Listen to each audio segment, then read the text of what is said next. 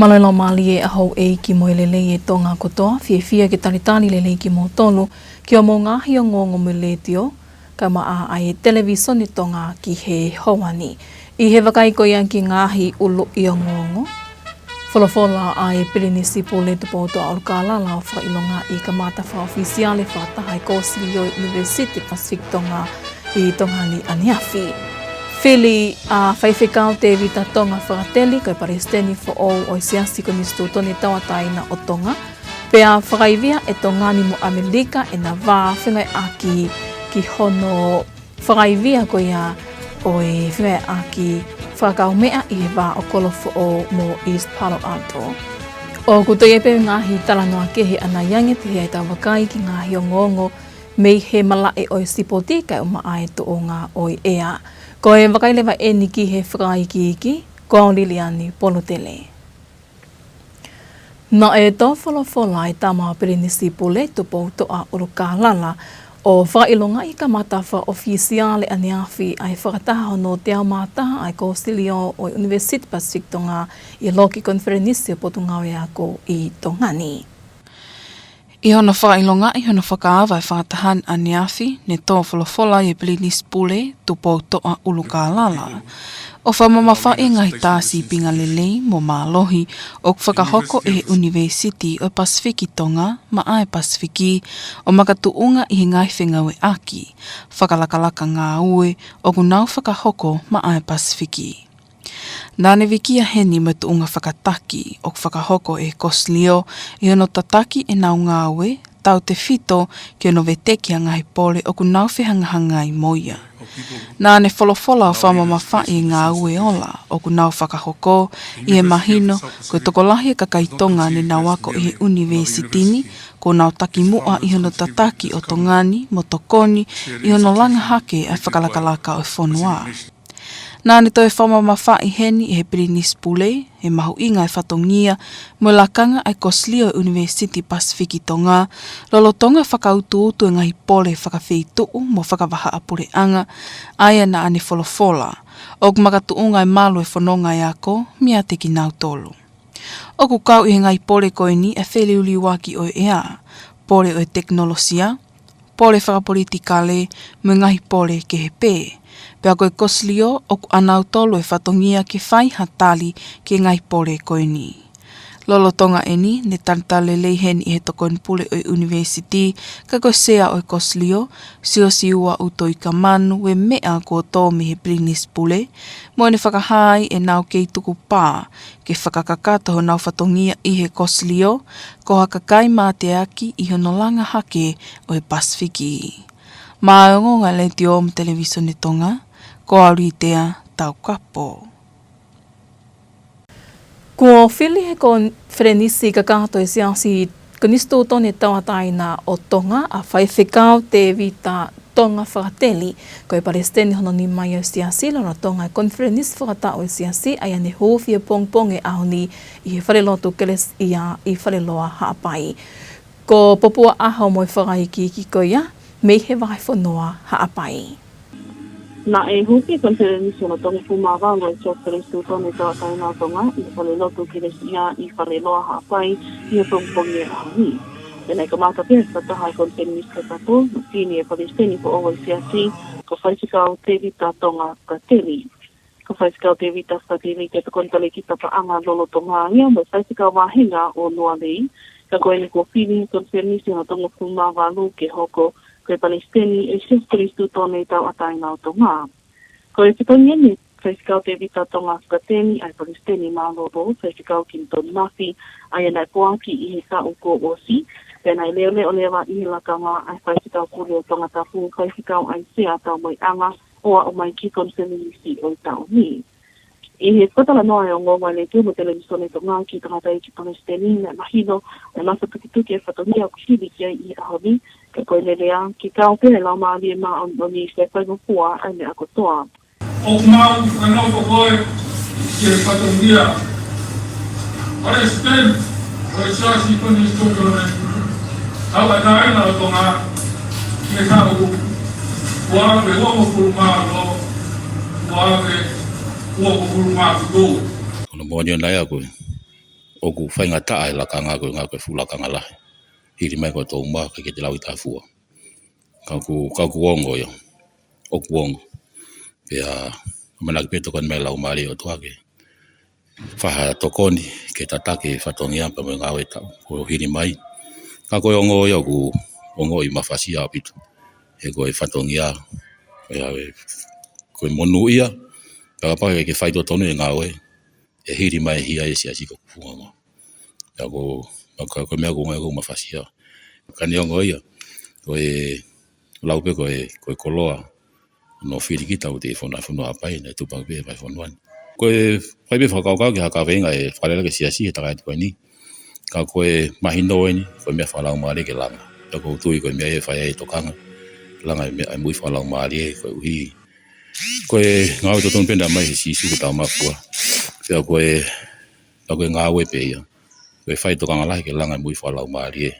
Hiro na yahali liu ke purango he wani. O ke ai whia makehi ka inga hapai, pe hiko whaikau te rita whakateri to whanau tamai ko ionioni, pia kone hoko poki ki lakanga whapalesteni, tolo tonga ai ahia i he puhai kua ka wā ai wahi konua hapai. Nei kau i he hōwai tiawhi ai o wā whanoko i Palestini, ka te he ki sikil tālahi, ai nai whini e konferenisi ke hoko atai pe i he lakanga koe ni, ai sikil tālahi lolo tonga, whaitikau Samuela Latu. No ai ngongo nei te o me television i Tonga, mi whale noa haapai ko au pupua aho. Na e whamamawhai e he eiki Palemia no pele whawhanua ai mahu inga ke whātoka ngai he kautaki e Pasifiki, o ki kaike kei hoko ai ngai whanua i ni he Pasifiki koe whaitupe ki whakawhaua tuai hono whituku ta e whakalau holo o e whaito o Tongatapu. Ka au whātuotu ai hoko koe ngai whanua koia, koe ngai whanua o whatamua hono whituku atu ki ai e whaito o Tongatapu. Koe ne mea en loro tonga ai fuafua whakataha ai ka Minister Police Pasifiki whilawe i muhia whawahapule anga ai ane whakahoko i wikeni i whisti. Ko e whaitahani nei kau ki ai me kau Komisiona Police Pasifiki kaua tongani me kau taki ngā maalunga ke he pēme Pasifiki i e whakaamu ke aliai ai whakautotu e tuunga e whaihia whawahapule anga ai kune wesia ngā he whanuani pea i kuna ai whaitahangani. Ia mea ai Palemia no pe whawhanua, na ne pehe ai whakaututu e tūlawe angofua ngai whanua Pasifiki ke ngai hia whawahapure anga. Kau ke whaitoko na tapu, whiale aki pānga uri, whe whakatau aki e kakai pe mangahi hia ngau e aki o interneti. Na ne mea o pehe neongo koe ki whanua sisi a Tonga, ka koha whanua o seni lahi, pe ano foi e ngahi whanua Pasifiki ai pe se te wanoa o seni lahi taha o mamani, pea te tūlawe ngofua ke ngai hia whawahapure ngā. Nā ne whamamawhai heni e whaunga ngā ue whawhanua a Tonga ki he whaito o kona tapu o whamalumalu e te whito i mātuunga e tōru. Kau kei e whasisi e hana o mai, whasisi e whi mau mo whasisi o e mau. Ne mahino mihi e ne mea e ne whahai e tō wholofola e ne awhio king tupo wono o whakaha ko e whaito o kona tapu e ngahi whamanamana lahi taha o ku whianga hangai pea moi pure anga Tonga. Nā ne toi mea whoki, na e toki tāri he ngahi kautaha a Tonga, au no whotu o hatimi matao tau ke pou i e wāri pōti ki he whiu aki paanga ai panke pure whawhanua a Tonga, mai waa matao tau whakapaanga a Tonga, pea au amanaki ke whakamooni i e rea pau whemahino aki ko ia i aho tātaha o sune wanoa ua no. Nā e toi whamala ala e Palemia me ngahi ngāwe a Tonga ke whakarakalaka i ilo me malawa e whakangāwe kawe ano kamatai e ngahi whamatala whakompiuta ai kau polisi, porokalama whakompiuta, ai porokalama ke iloi ai tawhaaki tahi, teknolosia automatiki, ki ono whakaongai o e whakailonga nima, pia mo e whakakalaka o e ngahi mea ngāwe ki ono Moimoi i o e whaitoko na tapu. Nā rea i befok hen pe ngahi pore ralahi o ku whianga ngai mga whanua e Pasifiki. Kua kakato pea foto o mo whakailonga i whaofisiale e Tongani mo Amerika hamakamaile mahu inga i he wā o e puleanga Tonga mo Amerika i ono foto o e wā whinga aki whakakau mea Pea lea pao whingai aki e ni a kolo fo'o me kolo i California ko East Palo Alto. Ko e wau maho ingani ni whakahoko ia i wikeni o mi ai tahi ni prinsesi kalao ni sinai ta kala ka kai pataloni a ko silio whakavahe o kolo fo'o me ni ihi whawhafonga mi ko silio ko ia whakakolo o East Palo Alto. Ko maka mai leni, aku ne whakamamafa ia e mahu inga whengau aki whakakau me ani, i hono whakaivia mo whakalahe whengau aki waofi ai o ngofonuani whakatou osi. Nai whakahoko heni mono whailonga i e koloni i Amerika, a wike whengau aki whakavaha apure anga, o whakamalumalu i he kaweinga, tali whakataha ai kaha u. Pea aku ne hulu i mai e mahu inga whengau aki i he ongo koloni. I hono au whangatuko e o wau mahu ingani, ne mea e tahine pataloni o wikia e maka maile koa usia he wā o Tongani mo Amerika, mo e ni whakaamu ke hoko whengau akini o tupu ke a usia hono tau mua, pea ke whakaivia e mahu inga e wā o yongo whonuani. Pehe ke hono whakatupu a ngai whainga maalie ke ne tokonia e kakai i he ongo tūkui kolo. I kai ngatai, ka ke hoko ko halafononga mālohi mo tuuloa ma ai o seni Pasifiki mo a kahau tuuloa ma ai ngahi tau tangata hoko. Lolotonga e nau a ahi i he koloni i Amerika, ne malawai ke nau kau atu ki hao au lotu ai kainga Tonga i he koloni pe, e sia Swisiliana tau ataina penieri. Kai kehe, ko fōfua lea pau whengau aki whakakau mea eni ko au sia he wā o Tongani mo Amerika, pea ko ne hulu i mai e mau inga whengau aki ki ona whakaivia e wā i he kakai e ongo whonuani, pehe ki ngai whengau aki whakavaha pure anga. Mā ngunga le te o me televisione Tonga, ko auri i tea tau kapo. Ko e unia ngongo whaloto whanua ia ki Hawani ke ngahi o ngongo me malai o Sipoti, hoko mai o kahili eni mo pia o lie.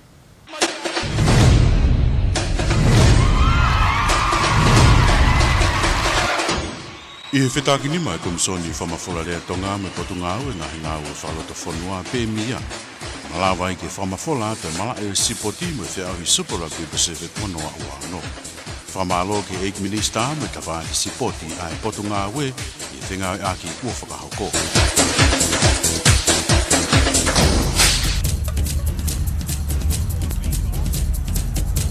Malo tau ki whilongo ki koe wakain ke malai o Sipoti. Ko kahoa a nea whetu hopo mei he koristonga mo ngā leao ai me tari koula e whanau tangata taua noa i he whainolo he tolo mita e whangiau i whiahi koea Oceania i Darwin, Australia. Ko hire no noi kuna e leao ai me tani koula a ke taimi ko e sekone ni maano pointahanima, pe a whua ke bia kia Eric tu iono ai polonise a ke sekone ni mawhitu poiniono nima. Ko tolo mea mamafa kilo e ono, whanau tangata taua noa ai bena hamusi ai e pensimani tai iloa me tani koula mo mamao ko e mita e taha walu poini ni mataha mo e rekoti fo ou. I he taimne tau nei holu ni atu mo ofa tui fua hano mau e rekoti tau taha, ai ana e ne fotu uai e ne rekoti, ko e minite taha poini noa ono i he tolo mite whaangia wai pe whanau whiwhine sihi fwe taua noa. Neongona e kuna tui fua e me tan siriwa he whiau hini, ka ko e ne mau i ne rekoti mo taimne rei taha, pe a i kuna rewa e mihi wahi atarewe o Tahiti ai me tari koula. O toa nina e hamusi e Matthias Foriake me tan siriwa e whanau tata tau taha ono, pe heke a tiuri pe tani he whanau whiwhine, ka e Polonisia lankari peni i e mitai pe e te au. Ne toi ikuna e Hanta Chanke, pe moi me tan siriwa, i he lova mitai te au e whanau tata tau wanoa. Ka gehe ka kātoi pe whiahui a honi, pe tuk mahino e tōnga whamui mui taha o e te pire me tani koia antonga. O ku iai e taumua ko ho'o ki ai whanonga pe moi kaha o e kapakao tutoko ai kiwi, moi mate maatonga manu watu vei, he ne tafoki mai ki he mala e fuho.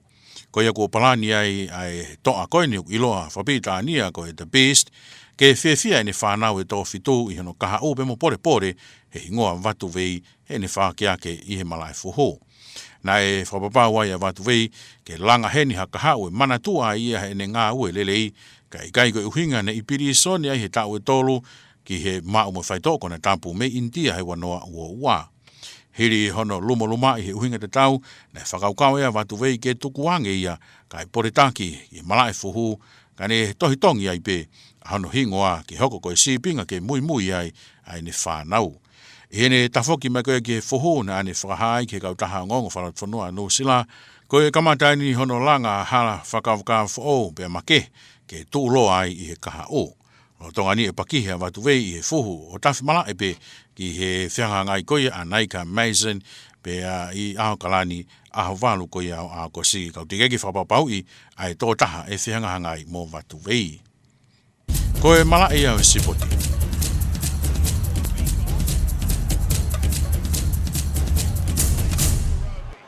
Ka tau toi wakaingi pe heni ki ngāhi ulo i o ngongo.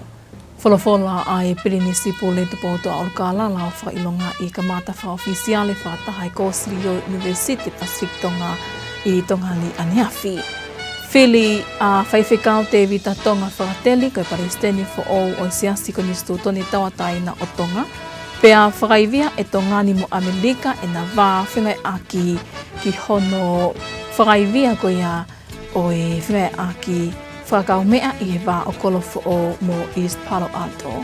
Mo e ka kato e pia ngāhi o ngongo me ledio kai uma ai televisone Tonga ki hauani me whakaamo ne au taki kotoa atu pia ki loto whale kotoa. Kai mālo e tau kei whi au mai ka mō mea.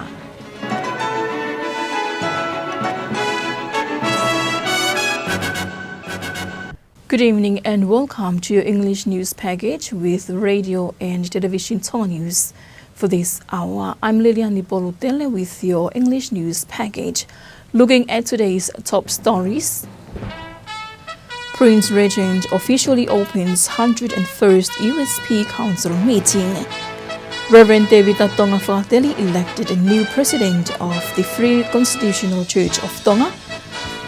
And historic partnership strengthens Tonga-US relations through First Sister City Agreement.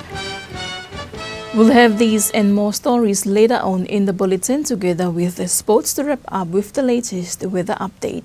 Now for the stories in detail, I'm Liliane Poludele.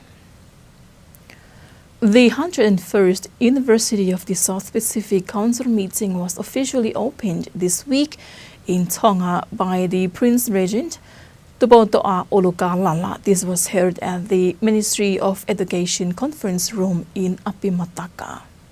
In his remarks, Prince Regent Tupoto'a Olukalala highlighted the University of the South Pacific as one of the region's strongest examples of regionalism, grounded in shared purpose, partnership, and collective progress.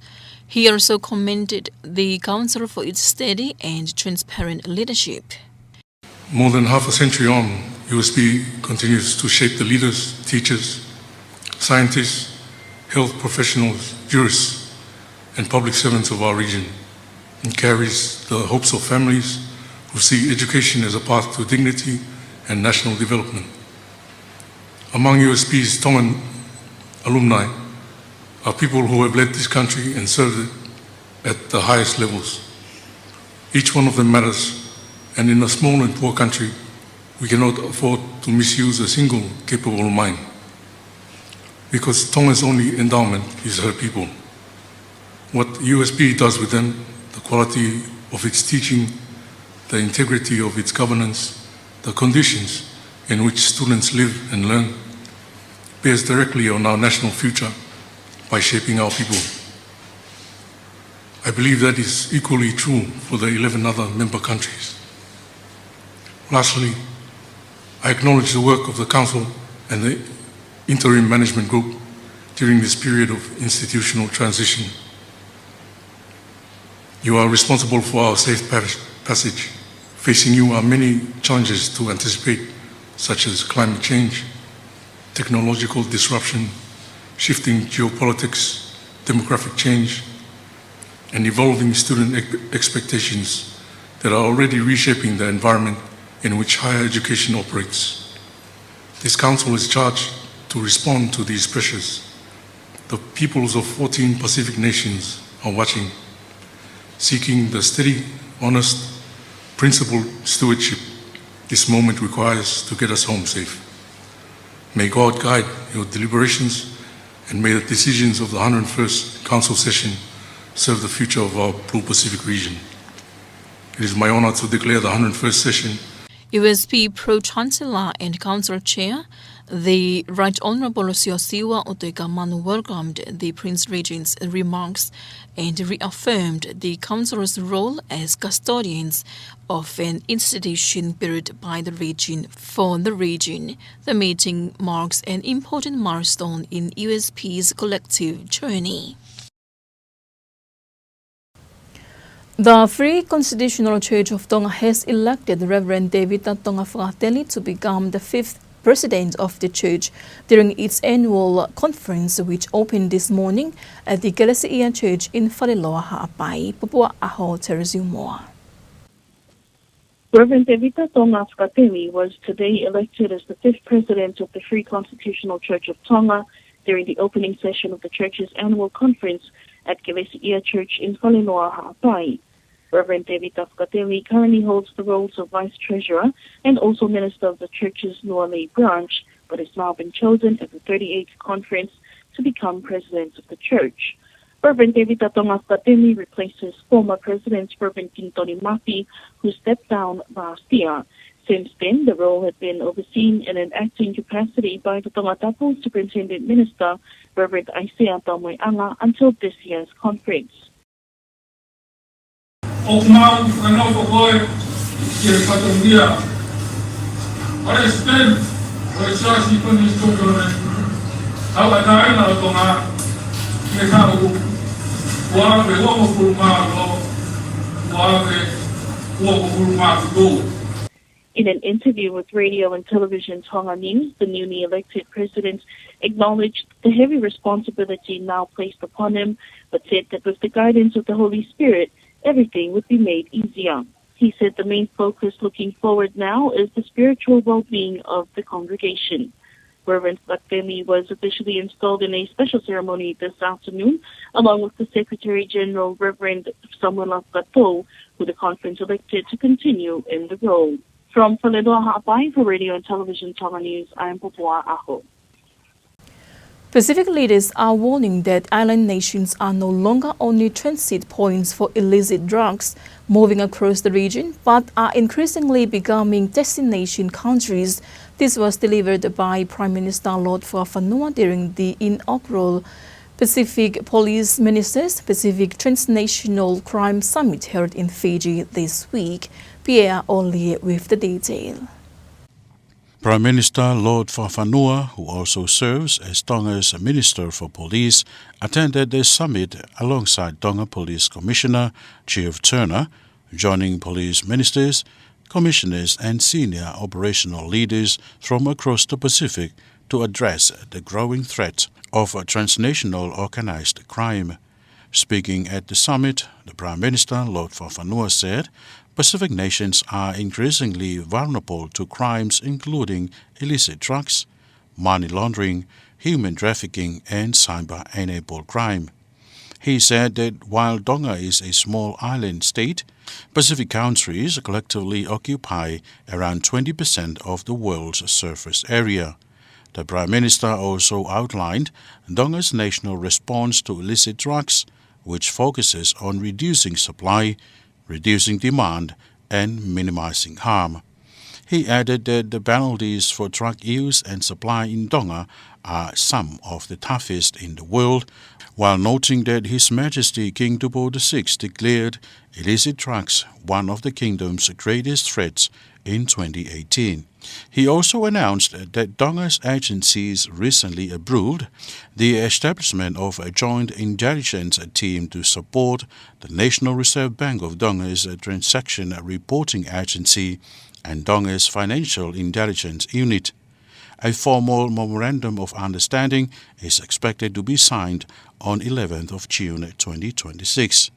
Lord Fafanua further outlined Tonga's investment in intelligence and operational capabilities, including enhanced Tonga databases, analytical software, maritime domain awareness systems, automated fingerprinting technology, and upgraded drug detection equipment. He also stressed the importance of stronger regional coordination among Pacific policing agencies and highlighted the role of regional security mechanisms, including the Pacific Transactional Crime Network, the Pacific Fusion Center, and regional policing partnerships. Discussions during the summit also focused on the wider impacts of transnational crime across the Pacific, including addiction, mental health pressures, gender-based violence, family harm, and increasing strain on policing, health, and border agencies. A historic partnership between Tonga and the United States has officially begun following a week-long visit by a delegation from the Gulf Oil District Council to East Palo Alto, California. Lead there, Tongatapu Terezumoa. The formal opening ceremony was held at Cooley Landing in East Palo Alto on Monday, marking the launch of the first sister city partnership between a community in the Kingdom of Tonga and a city in the United States. Her Royal Highness Crown Princess Naitakala, patron of the Gulf Oil District Council, led the Tongan delegation and was welcomed by East Palo Alto Mayor Webster Lincoln, alongside representatives from federal, state and local government agencies, the U.S. Embassy in Tonga, Sister Cities International, community organizations, and members of the local Tongan diaspora. During the visit, proclamations were presented to the Crown Princess by California State Assembly members, recognizing the significance of the new partnership and its role in strengthening ties between Tonga and the United States. The delegation also joined members of the local Tongan community for a combined Mother's Day church service at Free Wesleyan Church of Benielli in East Palo Alto. Speaking at the closing ceremony on Friday, Her Royal Highness Crown Princess Naitakala said the partnership should serve as a lasting bridge of friendship across the Pacific Ocean and help create opportunities that uplift communities in both countries. Officials say the Sister City partnership reflects a shared commitment to strengthening people-to-people connections, cultural understanding, and international cooperation between Tonga and the United States. Reporting for Radio and Television Tongan News, I'm Litea Taukapo. That's your local news for tonight. After this break, we'll join Bia Olie for the latest in sports.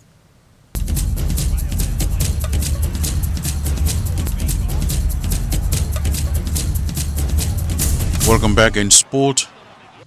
Tongan athlete Mo'unga Leao delivered a standout performance for Tonga at the 2026 Oceania Athletics Championships in Darwin, Australia, winning gold in the under-20 men's 400 meters hurdles final. The Tonga College student dominated the race with a winning time of 56 seconds, while fellow Tongan athlete Eric Tuiono secured bronze in 57 seconds. Meanwhile, in the under-20 men's shot put, Pensimani Ta'iloa claimed gold and set a new championship record with a throw of 18.51 meters. Kunsalo, the college athlete of Fatuifua, also impressed, breaking her own under-20 women's 400 meters hurdles record with a time of 1 minute, 6.39 seconds to take silver behind French Polynesia's Mehivai Atuewe. Elsewhere, Matthias Foliaki won silver in the under-16 boys 100 meters sprint, while Tiulipetali earned silver and Langkari Penny took bronze in the girls division. In the men's 100 meters, Hunter Chanke added another silver medal to Tonga's tally.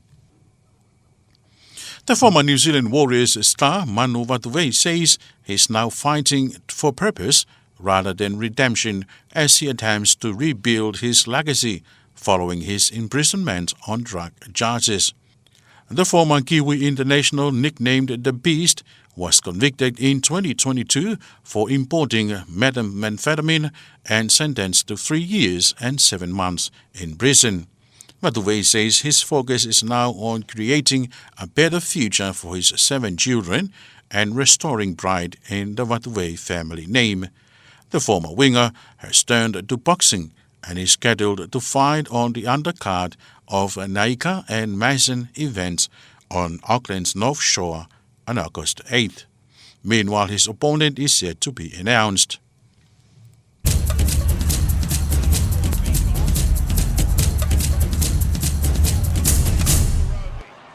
A final look at tonight's top stories. Prince Regent officially opens 101st USP Council meeting. Reverend David Tonga Fratelli elected a new president of the Free Constitutional Church of Tonga. And historic partnership strengthens Tonga-US relations through First Sister City Agreement. That's the news package for tonight. Now, from myself and the radio and television Tonga News team, thank you for joining us. Have a good evening.